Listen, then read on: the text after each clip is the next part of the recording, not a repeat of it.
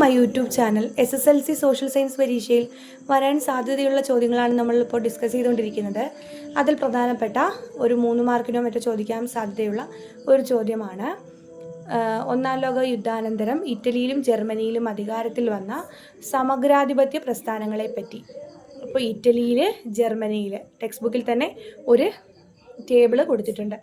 ഇറ്റലിയിൽ ഫാഷിസം എന്നറിയപ്പെടുന്നു. ഇറ്റലിയിലെ സമഗ്രാധിപത്യ പ്രസ്ഥാനത്തിൻ്റെ പേര് ഫാഷിസം. സ്ഥാപകൻ ബെനിറ്റോ മുസോളിനി.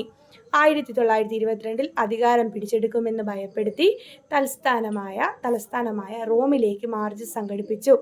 മാർച്ചിന് ശേഷം അധികാരത്തിൽ വന്നു.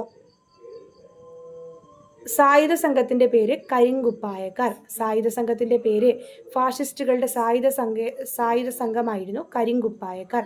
ഫാഷിസ്റ്റ് ഇതര പാർട്ടികളെ നിരോധിച്ചു.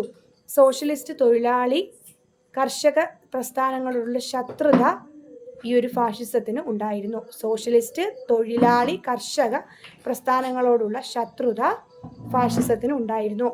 സ്ഥാപകനാര ബെനിറ്റോ മുസോളിനി.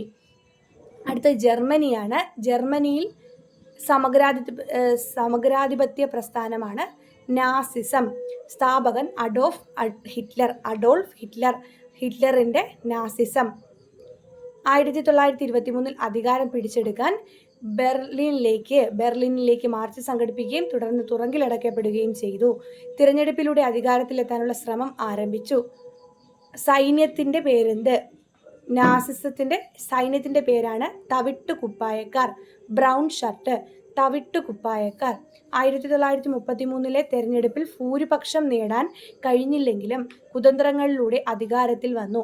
കമ്മ്യൂണിസ്റ്റുകൾ, സോഷ്യലിസ്റ്റ് ജനാധിപത്യവാദികൾ, ജൂതർ എന്നിവരെ ഇല്ലാതാക്കാനുള്ള നയം നടപ്പിലാക്കി. കമ്മ്യൂണിസ്റ്റുകൾ, സോഷ്യലിസ്റ്റുകൾ, ജനാധിപത്യവാദികൾ, ജൂതർ തുടങ്ങിയവരെ ഇല്ലാതാക്കാനുള്ള നയം നടപ്പിലാക്കി.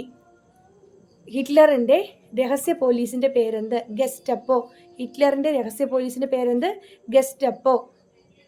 ഹിറ്റ്ലറുടെ ആക്രമണ പരമ്പരകൾ 2ാം ലോക യുദ്ധത്തിലേക്ക് നയിച്ചു. അപ്പോൾ 2ാം ലോക യുദ്ധത്തിന് കാരണം ആയിട്ടുള്ള വ്യക്തി ആരാണ്? Adolf Hitler. ഇയാളുടെ ചിത്രം ഒന്ന് ഓർത്തു വയ്ക്കുക. അഡോൾഫ് ഹിറ്റ്ലർ ആണ് നാസിസം. ബെനിറ്റോ മുസോളിനിയാണ് ഫാഷിസം ഇറ്റലിയിലും നാസിസം ജർമ്മനിയിലും. ഓക്കെ, ഇത്ര കാര്യങ്ങളാണ് ഇവിടെ എഴുതേണ്ടത്. ഇത്ര എഴുതുമ്പോൾ തന്നെ നമുക്കത് സ്കോർ ചെയ്യാനായിട്ട് സാധിക്കും. Okay, thank you.